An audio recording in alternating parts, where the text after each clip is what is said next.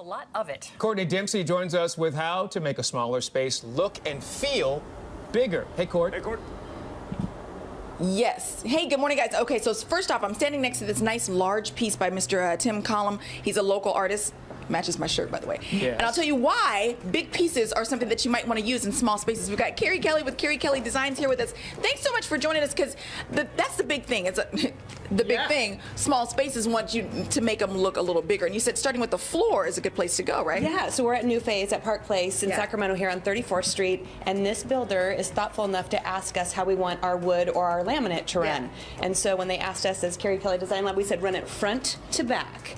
This carries you through the space, it elongates the space, it brings us through and gives us some flow. And so we're happy they asked, otherwise we would have been cut off at the door. Right.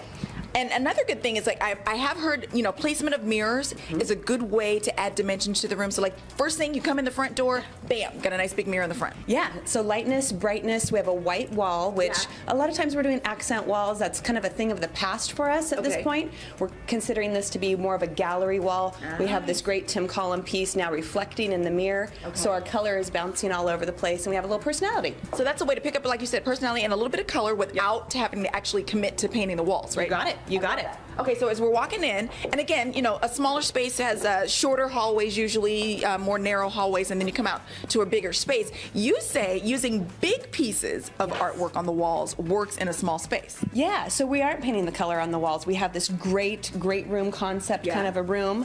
We have our kitchen here and our family room over on this side, and we just said, go for it. Put a big old piece of art in the nook. I love that. We pretended the wall was a lot bigger than it was, but it creates that impact, and it anchors the space and spaciousness as well. We did the same thing over in the family room with another colorful piece of art, and it just all ties it together. Yeah, I love that. And then again, continuing with the white, the kitchen's white, all of the window treatments are very pale colors. Yeah, so giving you versatility, but also a look of spaciousness. We have a nice backdrop. It's neutral, where we have the white tile in the kitchen, and then we have a neutral wall color. And instead of doing like a woven wood or a dark, heavy thing on the windows, we kept it light and bright, and we even hung our panel higher above the sliding glass door to bring our eye up and look like we have a little more volume in the space. I love that. Okay, so now since we're looking over there in the window area, I love what you did right outside. So it's kind of like you extended the room outside. Yeah, the thing is, we live in California, so 90% of the time we can be outside. So why not expand that square footage? We have great indoor-outdoor fabrics to work with.